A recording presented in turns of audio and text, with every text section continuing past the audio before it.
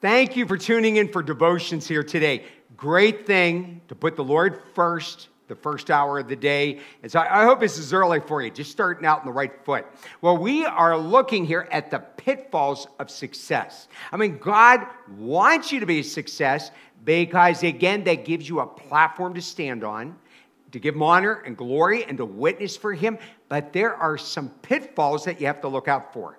Now, today I want you to be prepared for jealousy. And I mean jealousy from family, jealousy from church people. Hey, let me ask you, when you get a brand new car or a brand new house in your family, who can you show?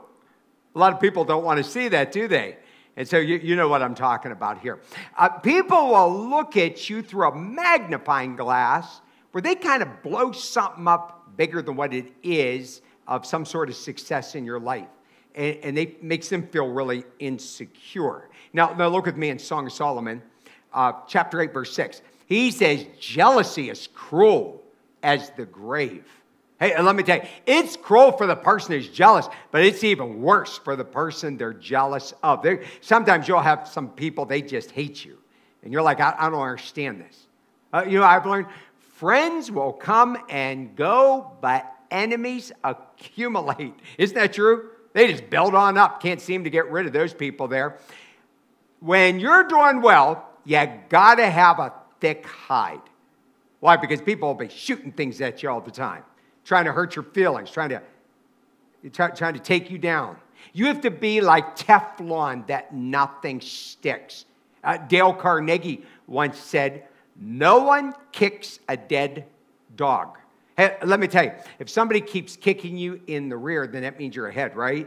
Okay, so jealousy will constantly bring trouble to your life. You say, well, how do I escape this? Oh, it's real easy. Do nothing. If you don't do anything, nobody will be jealous. Now look in Proverbs 27, verse 4. Wrath is cruel and anger is outrageous. Oh, but who is able to stand before envy? I mean, you can't even reason with somebody who is jealous of you. I remember one guy coming after me a few years ago, and there's a lot of stuff I do, and he just saw the good things. And he said to me one day, boy, I wish I could be you. And I turned to him and I said, if you had to do all the things I had to do, if you were me just for a day, you wouldn't want to be me. When you're doing really well in some areas of your life, it takes on a lot more stress and pressure, doesn't it? That's true. More things you own, more things you have to take care of. And that's true. Now, look in 1 Corinthians chapter 3, verse 6. He says, Paul says, I have planted the seed, the Apollos has watered. Oh, but God gives the increase. Sometimes we'll see this in God's work. We'll see this minister doing this or a teacher over here doing that. And we like to compare what we're doing with each other. God says, listen, we're all working together for the honor and glory of God for his work. It's amazing of what can be done if nobody cares who gets the credit. That's true. This is the art of just letting things go. Listen, when people are coming after you, you just gotta let it go.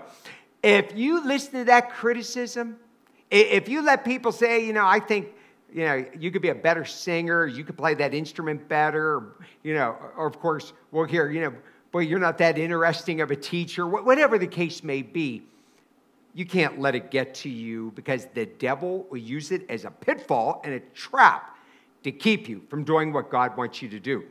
And also, remember, God's call is an upward call.